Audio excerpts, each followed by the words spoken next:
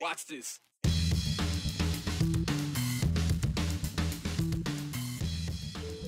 Ahead for you on this Friday edition of the 208. One door closes, another opens. Isn't that how the saying goes? Well, anyways, it's what's happening with the University of Idaho's acquisition of the University of Phoenix. They had a closed-door meeting that led to a lawsuit by the Office of the Idaho Attorney General. As we look back at 70 years of KTVB, we are learning about other things that have existed in this community long-term. So we took a visit to Zoo Boise to catch up with a face that may be familiar to you. And it's Friday. You know what that means. We are climbing into the virtual mailbox to answer your questions, address your comments about the past, present, and future. Future!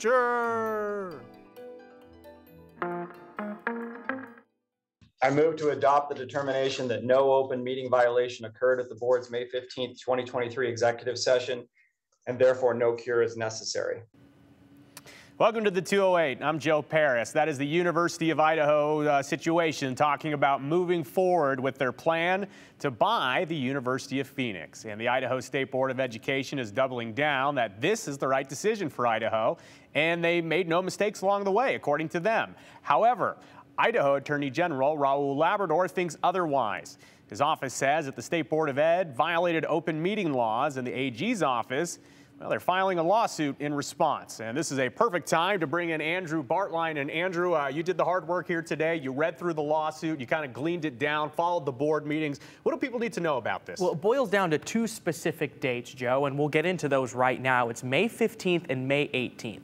So on the 15th specifically, the State Board of Education held an executive session to discuss a business matter. Now, that meeting was closed to the public. 3 days later, on the 18th, the State Board of Education voted to approve the University of Idaho's agreement to purchase the University of Phoenix. The AG's office says that first meeting was closed without proper cause, therefore making it illegal, which in turn makes the vote to approve the University of Phoenix sale invalid. And if the State Board would agree to that, the AG's office said they would not serve their lawsuit. Well, the State Board of Education held a special meeting this morning to consider the AG's allegations. The State Board took 30 minutes and they came to their own conclusion. The attorneys engaged in this transaction determined that the exemption applied. Even now, with the benefit of hindsight analysis, we believe the exemption applies, therefore no violation occurred.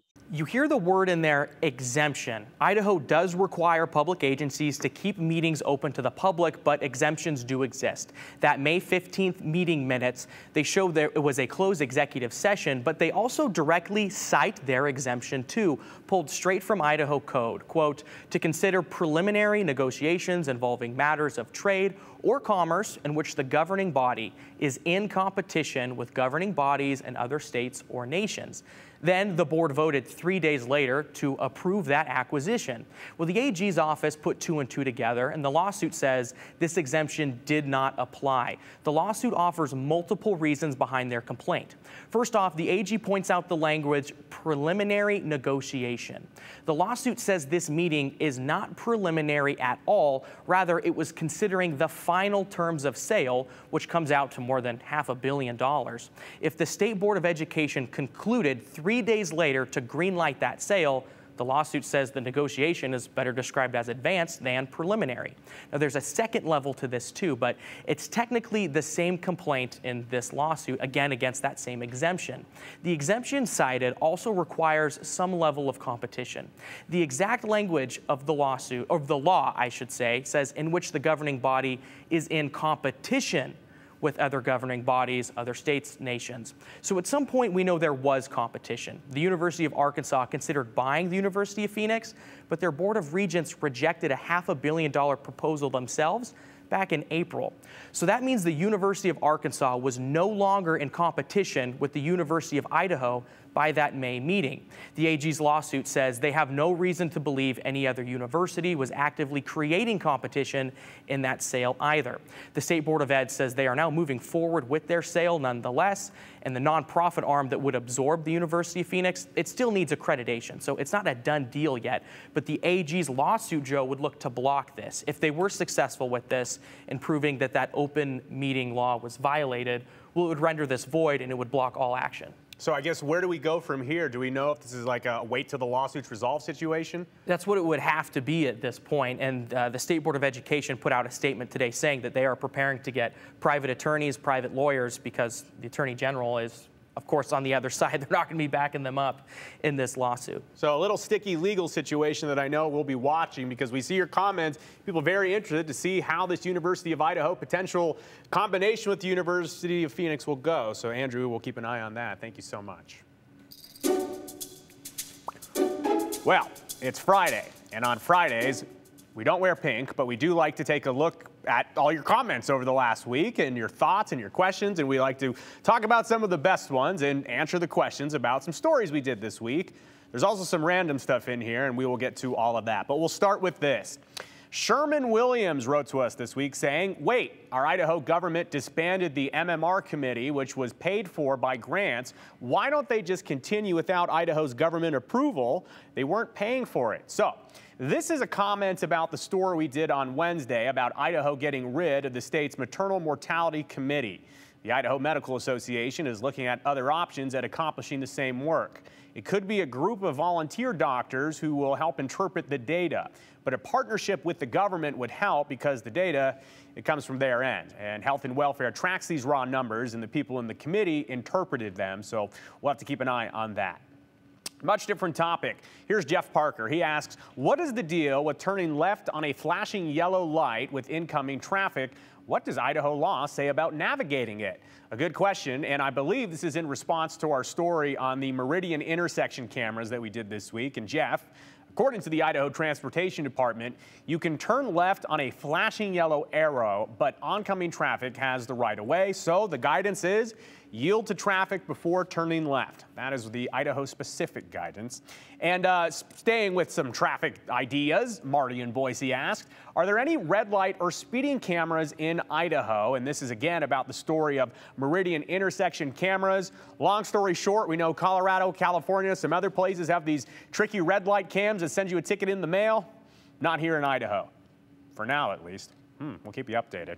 By the way, I haven't heard anyone talking about bringing them here, so don't worry about that for now. But Doug and Eagle also asked some politics questions. He says, how can the Republicans hold a caucus in February when the legislation is still in session? So this is about a story that we did just yesterday on the Idaho GOP's decision to bring back the presidential caucus. And the answer is that there are two very different spheres working here, and folks will be working on state business at the state legislature while also focusing on their party goals nationally for the 2024 election. So the presidential primary, it looks like that specifically will be a caucus format coming up in March. Lawmakers could have some double duty, some long days where they'd be working as a legislator in the morning and evening, and then at nighttime, maybe working as a proponent for a national candidate they want to see be president. And then a random one for Walter to wrap this up. He says the 208, why does the news at 5 start at 4:58? We can't record the whole show.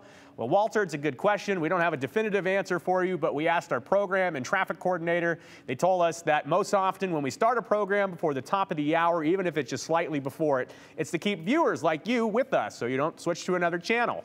We love to go from the 4 to 5 o'clock news, a seamless transition. So there you go. We just wanted you to keep on watching KTVB. And as always, please send us your comments, questions, thoughts, no matter how random. We might answer them at another point. So we know we've been talking about 4th of July this week, and Monday was Idaho Statehood Day as well, but it was also International Drop a Rock Day. That's right. It's a day to find a rock, paint it with something kind, drop it somewhere, and then others can find it to bring a little joy to their day. And our photojournalist Jason Foster found a different kind of rock being dropped at a local coffee shop in downtown Boise. We showed you this, but you gave us such great comments about it that we wanted to take a look for those asking to see a closer shot. All right, Bo, I got your white mocha, not too hot. Is it fair to say this whole situation has rocked you? It is super fair that I've been rocked by the whole situation.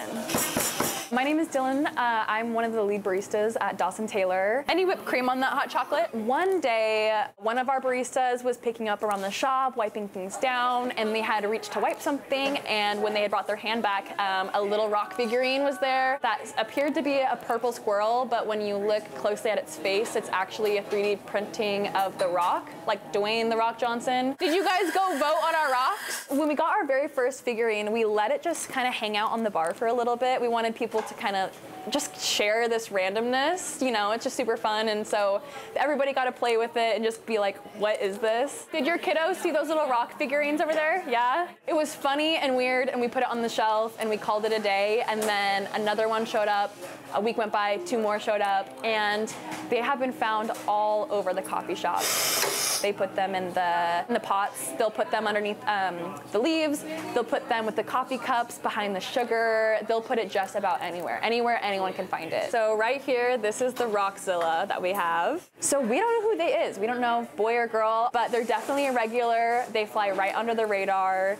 We like to maybe guess on who it is, but nobody has been right so far. This one right here, this is Rock 2D2. Most people would like to at least get some credit for it by now, but no, it's been a really fun mystery. We got Rocktimus Prime. I don't know if they're having people drop them off for, I mean, it is really intense. Like to have nobody know, and like we have regulars that have been just as invested as we are. We have people that want to buy them. You know, and kids love them. Like everybody is so absolutely like enamored by it. Like we all love it. This one right here, we have Bob Rock. We don't know where it came from. We don't want it to stop. And we're excited for the next one for sure. We always like to see what people think will be next because we have not been able to guess a single one of them that they drop by. This guy right here is the Rock Lobster. They're super skilled, and it's funny because some of them are different weights, different colors. I mean, you have to fully 3D render it on the computer. Like, that's some skill. We got the Rockness Monster. Did you guys cast your vote? Can we just write our vote on this? So the voting is really fun. Families love the vote. Ew, that's creepy. People choose them by their favorite color, favorite animal. We have some figurines that are based on real people. Oh, wow. And I like that one. Did you see the Princess Peach one? Connecting over something super random and finding similarities through that has been really fun. And this one's my favorite. This is the Rockadile. Thank you. Have a great day, you guys. Well, you at home love this story as much as we did here. Again, Jason Foster did a great job on that piece, but let's see what you had to say about this. Bill J. wrote in saying that he loved the rock piece, just fun, which we don't see very often on the news. And Susan in Meridian said, to that coffee shop downtown, rock on. Rock on indeed. Head on down there and maybe you'll stumble upon the next rock creation, or at least you'll get to vote on your favorite.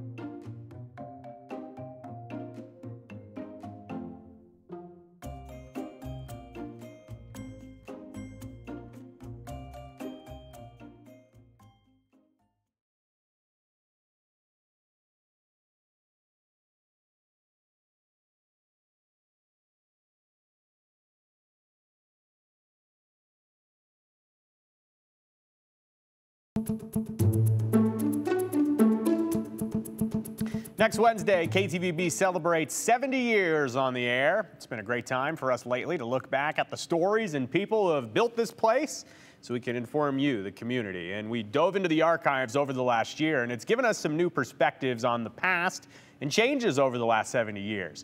Here at 7, but also across our area in general. And it got us thinking about what was around 70 years ago. Turns out, a resident at Zoo Boise has been around for a bulk of that time, and we wanted to reintroduce you. There are a lot of faces to see at Zoo Boise, literally from around the world. But one face here has stood the test of time. So we're over in the small animal kingdom here at Zoo Boise. Kristen Van Order is a zookeeper. Her job is unique in the sense that her boss not only encourages her to be wrapped up in monkey business, it's required. Yes, yep. One primate she partakes in protecting, it's a name that throws you into a different era. Yes, that's right. Elvis Presley. Elvis is right up here. Like the music icon, yes, this guy has some great pipes. He also likes to scream if, there's guys around and he decides that he likes the ladies that are around. Elvis is a longtime resident. I'm talking about going all the way back to when bell-bottoms were popular. He has been here since the 1970s, and he is actually almost 62 years old. Logical follow-up question for you. Is that an impressive age record or typical for spider monkeys? We don't really have a ton of information on what the oldest age is, but I think in New York or Europe, there's maybe one other spider monkey that's older, but he's definitely one of the oldest we know about. Temperament-wise, kind of like Elvis, he fancies himself a ladies' man, but in a much different way. Think a protective primate. In spider monkey structure, they tend to be one male and then have multiple females in their group.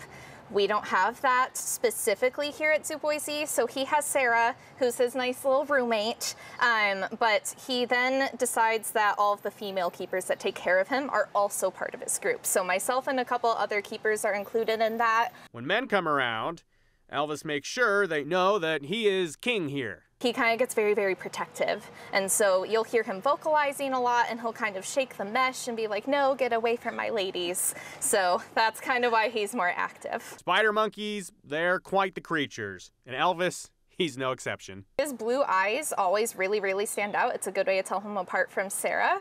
But he almost always is leaping around in there. And I'm curious if any of you have pictures from over the years with Elvis the spider monkey. Send them into the text line. If you haven't seen him or maybe want to go reacquaint yourself, you can go visit Elvis at Zoo Boise, open daily. This time of year, they're open from 9 a.m. to 5 p.m. And I'll just tell you this, pro tip, get there nice and early for some good action. It's a lot cooler in the day, and the animals, they move around a lot better for the most part and enjoy being in cooler temperatures. So go see Elvis before it gets too hot.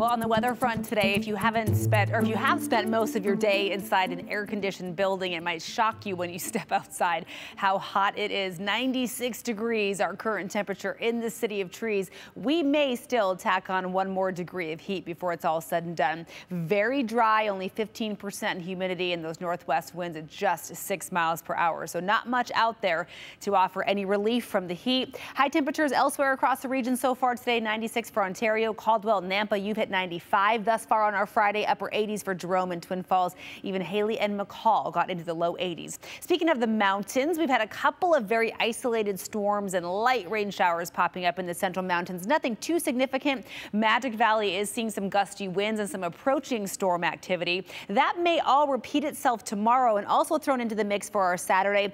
Possibly early tomorrow morning, a stray shower or sprinkle, maybe a rumble of thunder in the Treasure Valley, and then we'll have sunshine and heat tomorrow. Isolated mountain thunderstorms and hot temperatures for Saturday continuing. However, as we look ahead at the rest of our weekend, it's what's coming our way on Sunday that has everybody talking. Likely our first triple-digit day of the year, 102 to wrap up the weekend. Slightly less hot heading into next week. Slightly less hot is always good. Thank you, Rachel.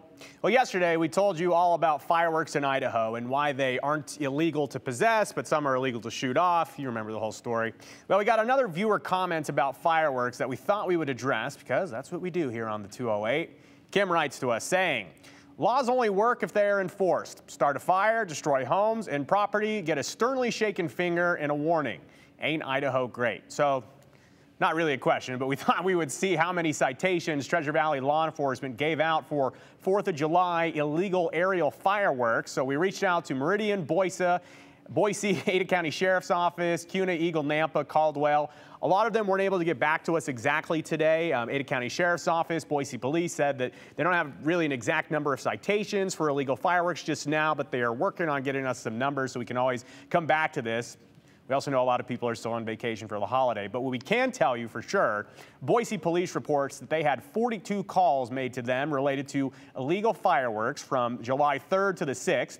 Meridian Police, though, they came in with the only solid number to our question today. They tell us one person was given a citation, and they said they gave out one citation for illegal fireworks because of fire that was started because of illegal fireworks. So it seems like a pretty good reason to get a citation.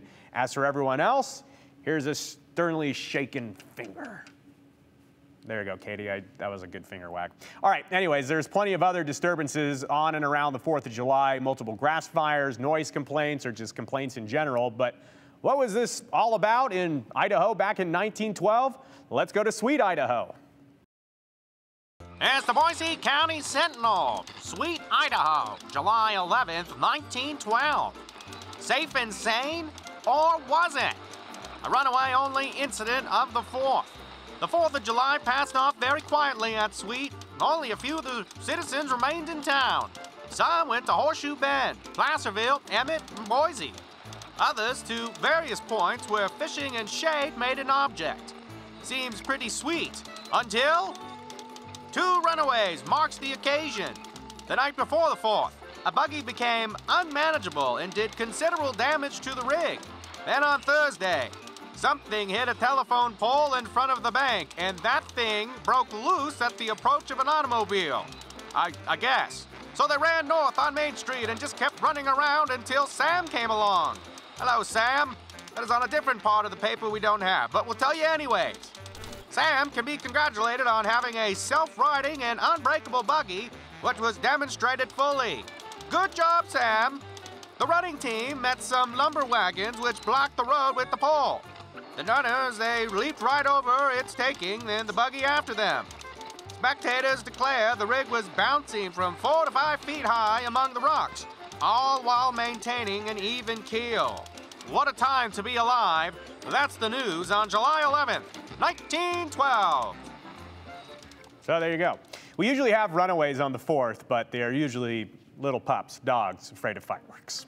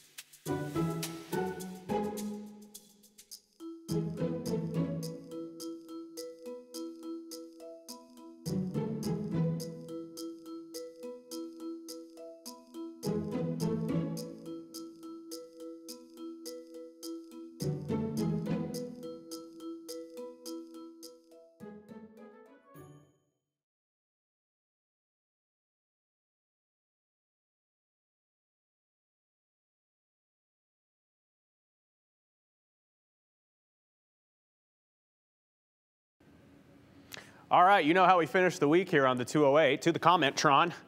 This person says, Joe, perhaps the reason there was only one citation is because people are being encouraged not to call. Yeah, I guess for the most part, people are only encouraged to call if there's a fire, but keep your eyes open. Those can be dangerous. KTVB needs to hire the rock girl, Dylan at Dawson Taylor Coffee as a reporter. She was amazing. I agree. Maybe she's looking for a job. Taylor, give us a call. This person says you need to hire that barista as a reporter. She has on-air talent. She really does. This person says, don't you have any better news than The Rock? No, The Rock's the best as it gets. Happy to have him in town.